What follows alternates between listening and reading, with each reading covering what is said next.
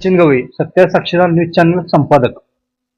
इचलकरंजी महानगरपालिका 2026 निवडणूक अंतर्गत जनतेचा आशीर्वाद या कार्यक्रमामध्ये आपले सहर्ष स्वागत. आम्ही आलो आहोत प्रभाग क्रमांक 5 मधील शिवसेना उद्धव बाळासाहेब ठाकरे या पक्षाचे उमेदवार शिवाजी पाटील यांची मुलाखत घेण्यासाठी. पाटील साहेब, तुमचा परिचय. मी शिवाजी संभाजी पाटील, प्रभाग क्रमांक 5 चा उमेदवार, जवाहरनगर. पाटील साहेब, निवडून आल्यानंतर तुम्ही कोणतं प्रथमतः काम हाती घ्याल? निवडून आल्यानंतर प्रथमतः लोकांचा आशीर्वाद घेणे, कारण ज्या लोकांनी निवडून दिलं आणि ज्यांच्या आशीर्वादावर मला सगळं चाललंय त्या लोकांचा आशीर्वाद घेऊन त्यांच्या समस्या ज्या आहेत त्या सर्व समस्या समजून घेणे आणि त्या समजून घेऊन त्याचं निवारण माझ्याकडून किंवा कोणाकडून कशा पद्धतीने त्याचं निरसन करता येईल त्याचा प्रथम प्राधान्य मला द्यायचं. नाही, काम कोणतं कराल तुम्ही? काम पेंडिंग म्हणजे राहिलेलं कोणतं काम पहिलं? प्रथमतः तर मला सगळ्यात महत्वाचं आपल्याला सोलपूर पाणी योजना मंजूर झाली, त्याचं काम अजून पेंडिंग आहे. सोलपूर पाणी योजना ही उद्धव ठाकरेंच्या काळात एकमतानं ती मंजूर केलेली होती, त्याचं काम पेंडिंग आहे अजून. त्याच्यासाठी आम्ही आंदोलन पण केलं. छत्रपती शाहू महाराजांच्या पुतळ्याच्या समोर आम्ही आंदोलन केलेलं. त्याची एक केस आहे माझ्यावर. आम्ही त्या पाण्यासाठीच आंदोलन केलं आणि त्याचीच केस पडली आमच्यावर.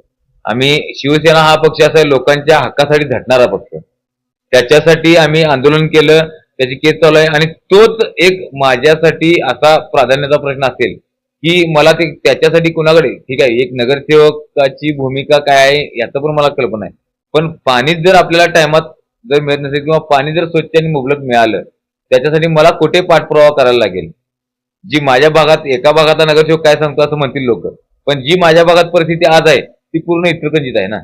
ज्या प्रश्नानं मी होरपळतोय, ज्या प्रश्नासाठी मी आंदोलन केलं, त्याच प्रश्नासाठी आज 8-8 दिवसांना पाणी येतं इकडे.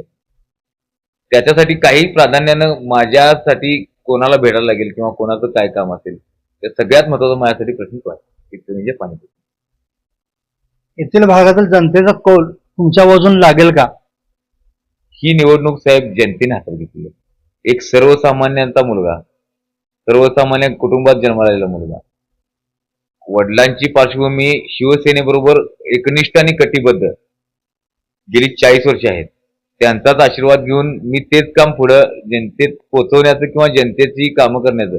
अहोरात्री केव्हाही फोन आला या घरी किंवा या ऑफिसला किंवा माझ्या सर्व कार्यकर्त्यांना, तर अहोरात्री जाण्याचं, म्हणजे दवाखान्याचं काम असू दे किंवा कोणतंही काम असू दे, अहोरात्री कोणीही जाऊन कुठेही त्यांची सगळी कामं करून देईल.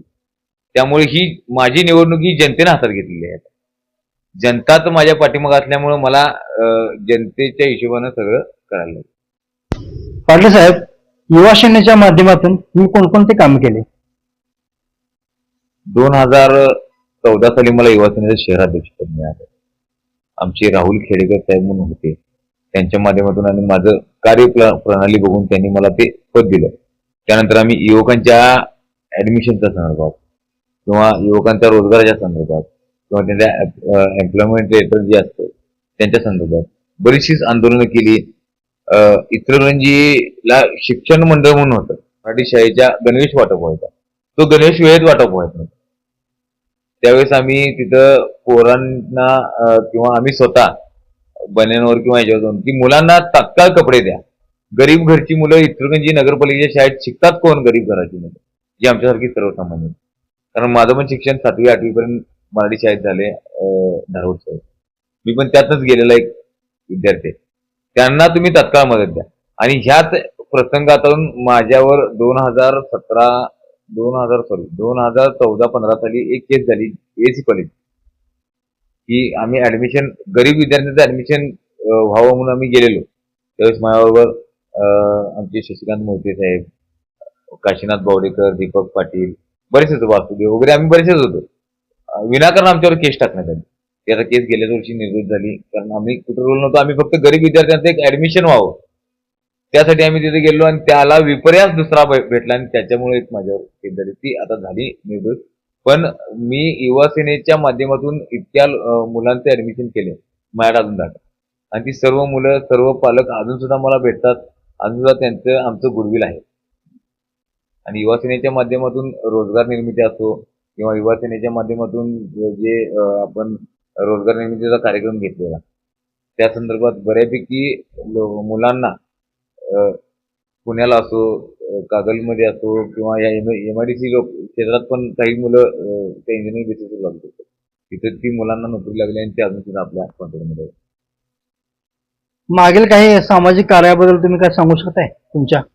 कोविड काळात घरोघरी आपण जे बूस्ट वाटले, त्यानंतर कोविड काळात जे लसीकरणाचं काम झालं, कोविडचं तर आहेच आहे, पण पाणी टंचाई एवढी असताना आपण बघा, तुम्हाला माहित असेल की एक काळ असा होता की पाणी टंचाई इतकी होती की बोरचं पाणी मिळणं सुद्धा अशक्य होतं. त्यावेळेस ते टँकरनं पाणी असेल किंवा काय, त्याचा सगळा पाठपुरावा माझ्याकडे. लोकांच्याकडं आम्ही त्यांच्याकडे जाताना मतं मागताना आम्ही त्यांची कामं केलोय किंवा आम्ही त्यांना कुठेतरी कटिबद्ध आहे त्यांच्या, यासाठी मी जातोय. म्हणूनच मी सांगितलं की जनतेने हातात घेतलेली निवडणूक आहे. सत्याचा साक्षीदार या न्यूजच्या माध्यमातून तुम्ही जनतेला काय संदेश द्याल? मला जनतेला इतकंच सांगायचं आहे की आजपर्यंत पाटील कुटुंबियांवर, माझ्यावर, माझ्या वडिलांच्यावर, शिवसेना या माध्यमातून आम्ही काम करत असताना सर्वांनी आशीर्वाद आम्हाला दिला. सर्व कामं, सगळीच कामं माझ्या हातनं होतील किंवा माझ्या वडिलांच्या हातून नाही, पण आम्ही त्या प्रत्येक कामाचा पाठपुरावा किंवा काय असेल ते सगळं केलेलं आहे. नगरपालिकेत असो, प्रांत कार्यालयात असो, आणि सगळ्यात महत्वाचं प्रांत कार्यालयाचा तो विषय निघालायचा आहे. तर रेशन कार्ड इतक्या लोकांची बंद आहेत. माझा एरिया साहेब, मी स्लम एरियात राहतो. समोर आदर्श कॉलनी आता केली आदर्श कॉलनी, कागदोपत्री केली की नाही शंका आहे, पण आता आदर्श कॉलनी केली. आमची कॉलनी ज्या वेळेस माझं त्या एक घर आहे, त्यानंतर आमच्याकडं वड किंवा कुरी वस्ती बरोबर ती सगळी माझी लोक आहेत. त्या सर्व लोकांना त्यांचा अधिकार सगळा मिळाला पाहिजे, यासाठी मी सर्व लोकांना इतकंच आवाहन करतो की मला ही तुमची एक मत द्या आणि पुढील 5 वर्ष तुमची सेवा करण्याची संधी द्या. आत्ताच आपण शिवाजी पाटील साहेब यांची मुलाखत घेतलेली आहे. शिवाजी पाटील साहेब, आपले धन्यवाद आणि पुढील वाटचालीसाठी शुभेच्छा. थँक्यू.